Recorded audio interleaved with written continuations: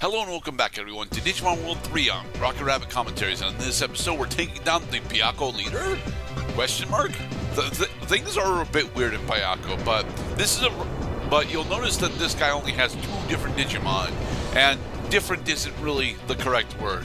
You see, although Cloud was, getting confused about the Digivolution mechanics, this is the fight that I would expect him to actually get the most confused about because, instead of actually attacking us for the majority of this fight, the Byakko leader is just going to,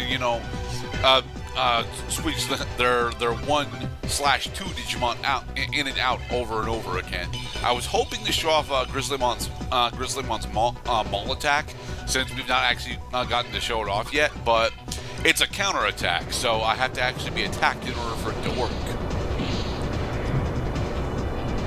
The irony, and also funny how some multiplayer strategies will do just that, is they'll take advantage of players who take the typical route to victory. Like, oh, so you win Digimon fights by attacking me. That's exactly what I want you to do. I mean, it works kind of in Pokemon if you've got, if you've got reverse stall, but you usually need to spread poison around in order for that to actually work. Aha! Wabba, Fed, wabba. Damn it, we blocked. So yeah, not only do you have to be attacked in order for Maul attack to go off, you actually have to take physical damage as well. Bleh. And so he licks his teeth for the very last time.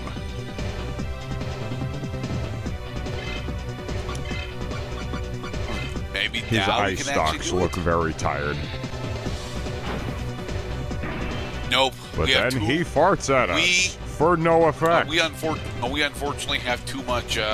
We have too much speed, so it's not working. Here I'm trying to force it to work because I can spend the turn using items and then set up Maul attack again. And since he can't switch out anymore, he has to attack us. There we go. You have no other moves. Then reveals himself to be actually a formidable adversary, if only he was not piloted by a 4-year-old child. So yeah, it's just an explosive uppercut. And it does significantly less damage than our Hammer Rush does right now. Bleh. But with that, Byakko leader question mark is defeated, and now we can get our badge.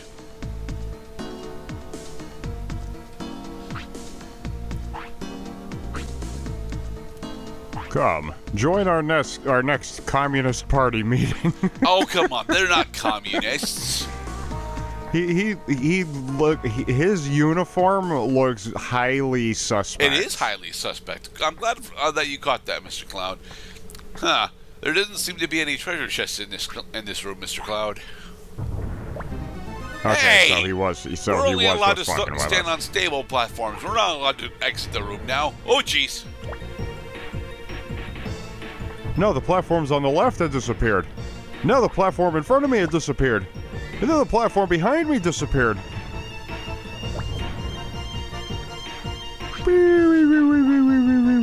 Ouch. And so we have arrived at the underground cave beneath Byakko City. The Gulag. Well, that is what's happening here, so... You have not been loyal to Big Brother. We will fix that. I mean, this isn't so much 1984 as it is. I forget. Did Fahrenheit 451 actually have a underground prison? You would think they would, for all the bad people who have been reading too many books. Which is to say, if you read anything, your ass is grass. Alright. Hey, another new Kumamon. Don't look at me. My people are ashamed. Very ashamed. Yes, this is the same new Kumamon that told us to not go into Byakko City. But what is actually happening is that he is escorting the prisoners that have been captured by the Byakko citizens, and he has been liberating them from the underground cave. That was a rather easy situation to escape from. Like, we didn't have to open any doors. We didn't have to plant any explosives. And we only had one inside agent. Yeah, this is specifically setting up the narrative that there's more going on than we know about. Thankfully, the new Amon told us to actually go over to Mobius Desert. But, yeah, we're not doing that in that part. Between the fake Byakko leader, because yes, that's the fake Byakko leader, and Mobius Desert, the game expects you to get up to level 25, despite the fact that these events narratively are literally right next to each other. So what we're going to do instead is we're going to spend a good portion of time off screen doing some grinding, and I'm going to show off the method of grinding that we're going to be using for effectively the rest of the game. Whenever we do off-screen grinding. And no, it's not fighting this Mammothmon. This Mammothmon is actually relatively easy for us to take down, but, you know, it doesn't have the things that we want. I think this Mammothmon does actually have the first drop for HP Proxy, which is an interesting accessory in that it supposedly reduces the amount of damage that you take by increasing your maximum HP. But those numbers and phrases don't go together, so...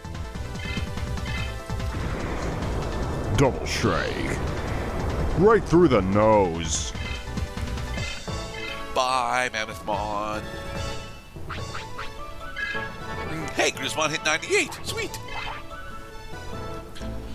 Now, Digivolution specifically cap out at level 99, and we are going to show off Grismon getting to 99, getting the 99 in this part, specifically so that we can actually show off what happens when your partner Digimon get to level 20. Hey, Lisa. So yeah, Pelk Oasis is one of the only water sources that we have access to in the West Sector. There are technically two others in South Badland and North Badland East. But yeah, what we're going to be doing for a bunch of time, both on-screen and off-screen, is grinding here. The reason why we're grinding here specifically is because we are, in fact, inside the inn. Our Hammer Rush has got the ability to take down Dolphmon here in one attack, but Dolphmon isn't the Digimon that we're actually supposed to be fighting here, because although it is, you know, a 98 experience per fight, it is also not the best amount of experience we can get per fight, which belongs to this one, Cardmon Aqua 2. Cardmon Aqua 2 on defeat is guaranteed to grant you a booster pack. What booster pack it is completely dependent on which Cardmon that you're fighting. Cardmon Aqua 2 specifically, at least this iteration of it, I believe drops booster pack 5B, and can also drop booster pack Rare Booster 02. The booster pack specifically would be relevant to us if we were, you know, doing any more significant card battling for the rest of the game. Sadly, we are not. We are going to do a little bit more card battling towards the end of the game to show off that every tamer that you fight ends up having two different decks that you can fight against, depending on what your charisma score is. But, you know, yeah. Successfully defeating Cardmon Aqua 2 that spawns here gives you 135 experience per kill. And with the inn right here, we can effectively, you know, not after every encounter because we got too high a speed to, you know, have these guys actually land physical attacks on us. But whenever we get low on MP, because we're spamming Hammer Rush, we can just sit at the inn. And because we're only running a single Digimon, we can effectively get 3 uses of the inn every time we take down Cardmon.